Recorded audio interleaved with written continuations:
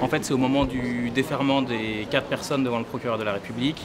À un moment donné, il est impératif que les personnes puissent voir leur avocat, puissent s'entretenir avec leur avocat avant de voir le procureur de la République. C'est le code qui le dit, c'est écrit noir sur blanc, c'est pas une nouveauté. Et là, en fait, nous, on a demandé en arrivant à voir nos clients, ça nous a été refusé.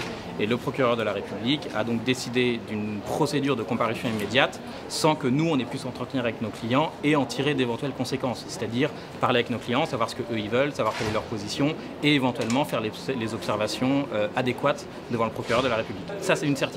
Non seulement il y avait beaucoup de déférés, et puis ce dossier était très volumineux, il fallait aller vite, il fallait l'envoyer rapidement à l'audience parce que s'il arrivait trop tard à l'audience, le tribunal ne pourrait pas le juger. Résultat, de toute façon, le tribunal n'a pas pu le juger parce que le dossier était trop volumineux, mais c'est évidemment lié à ça et c'est lié aussi à une pratique, j'allais dire, ancestrale du parquet de Paris qui, au moment du déferrement, fait tout pour que l'avocat ne soit pas là pour mettre son grain de sel. Voilà. On nous empêche de mettre notre grain de sel et nous on est là pour ça.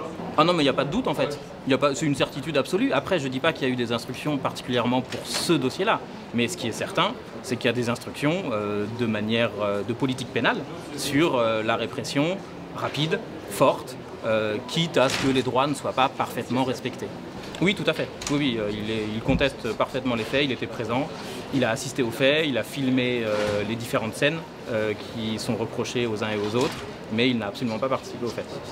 Il est monté sur le chariot élévateur pour klaxonner avant que le chariot ne soit volé. Voilà, c'est juste ça. Et le chariot, il est volé plus d'1 minute après que lui soit redescendu et soit parti plus loin. Aujourd'hui, il en court quoi alors? 7 ans d'emprisonnement, voilà, pour un vol aggravé.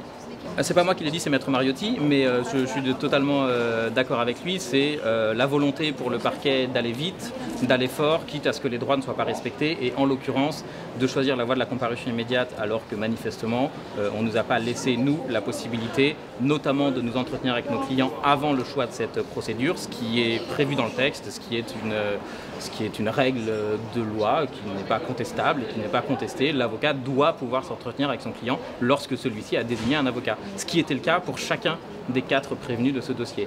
Et aucun des 4 avocats, nous étions présents depuis le matin, on avait demandé à pouvoir nous entretenir avec nos clients. Ça nous a été refusé parce qu'il y avait trop de monde, parce qu'il y avait trop de choses à faire.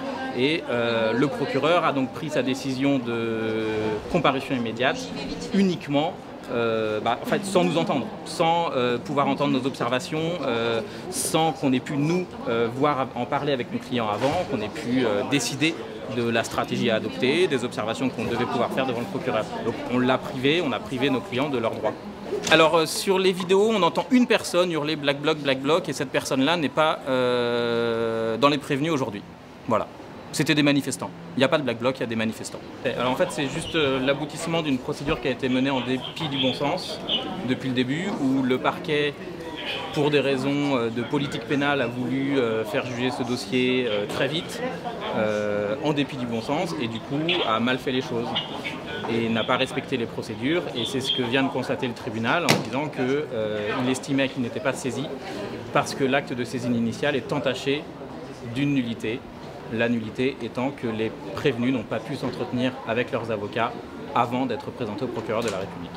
Alors c'est élémentaire, mais pas à Paris, parce qu'il y a une pratique du parquet de Paris qui est que l'avocat, à ce moment-là de la procédure, est plus encombrant qu'autre chose. Donc généralement, la section P12 s'arrange pour que la personne renonce à la présence de l'avocat. Donc l'avocat n'est pas du tout présent à ce stade-là, dans 99% des cas. Sauf que là, on était présent parce qu'on a voulu être présent, on a insisté pour être présent, mais ils ne sont pas allés jusqu'au bout de la démarche puisqu'ils ne nous ont pas permis de nous entretenir avec nos clients avant.